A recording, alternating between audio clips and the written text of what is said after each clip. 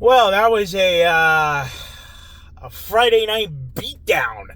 If you remember the Friday night knockout nights, punch out, boom, boom, boom, boom, boom. Well, that's what we had here at The Rock, and unfortunately, it wasn't for the good guys. Winnipeg takes this one tonight, 5-1. Oh no, what am I saying? 6-1. I forgot they added a sixth at the end. Ay, ay, ay, 6-1, your final tonight. What the hell was that? Welcome back to the channel, everyone. My name is Trevor. And oh boy, the game itself, well, wasn't really much of a game, so there's no need to talk about it. I mean, you're looking at the top team in the NHL right now, the Winnipeg Jets. And they came in tonight after beating up the Flyers last night big. Came into this game and continued to kick ass. So, not much you need to say about the game itself. So, the game is whatever. I will, though, go over what happened at the trade deadline today. Because at the time I got to the train station, there was still some uncertainty. Trades weren't official yet. So, I'm like, let me wait until later tonight. And then I could go over everything. So, here is what the Devils did specifically today. Number one, before we get to the trades, they acquired Jonathan Kovacevic, extended Jonathan Kovacevic today, the defenseman, for 5 years, $4 million per. Overpayment, some people could argue, but Kovacevic is having a good year. You know, we acquired him from Montreal last summer, got some big playing minutes early in the year because Luke Hughes and Brett Pesce was out, so Kovacevic took the opportunity and ran with it, and he has been really fantastic this year. He was a pending unrestricted free agent by year's end.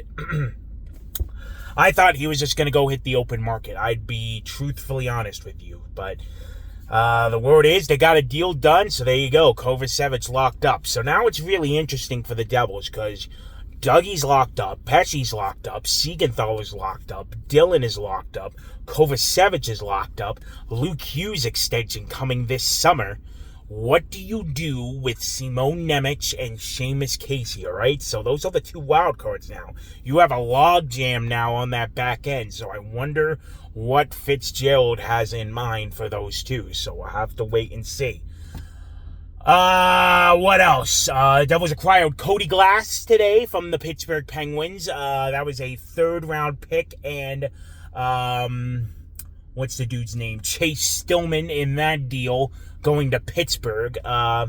Glass, young player, depth, again, nothing needle moving today, and that's where the frustration came in from the fan base, because Fitzgerald said they would still buy in even after the Jack Hughes injury, and well, nothing really was that big, effective, not Jack Hughes level replacement, because there's no way you're replacing a Jack Hughes, but there wasn't that big trade today to make you feel reassured, all right, this team could really go deep with a playoff push. So just some depth guys. And the other move was Dylan Sprong from Seattle. That was for a 7th rounder. So again, not the needle team or shattering trade. So again, disappointment in that fact. Played it safe.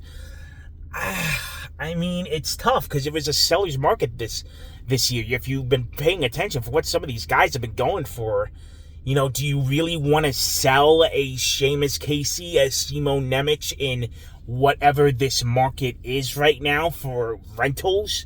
Even with Jack Hughes done for the season, Dougie Hamilton's missing extended time. He's going to miss more time than we thought. Jonas Siegenthaler's season is done for. So it's tough.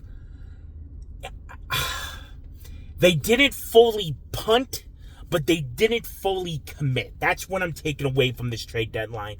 And, it's tough because they're not playing like it. That's the problem. If they were still fighting, it's tough. This is going to be a tough end to the season. We'll see if they have it in them to hold down the fort, or will they be passed and potentially even knocked out of the playoffs. And unfortunately, the schedule doesn't get any easier-wise.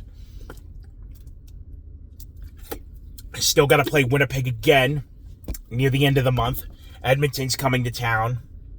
The red-hot Blue Jackets are the next home game. Got to play them twice in the span of a week. and they're right on your tail. The Rangers are catching up too. So it's going to be an interesting end to the season. So the game tonight, I mean, there's not much to say. I didn't predict much. I was thinking there'd be some fight, but not even a lick of it, man. Winnipeg is just too damn good.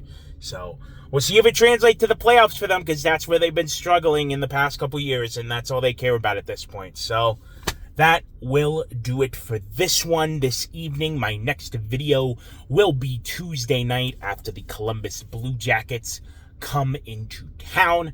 So stay tuned for that then. That will do it for this one tonight. Thank you all so much for watching. My name is Trevor, and I'll see you for the next one.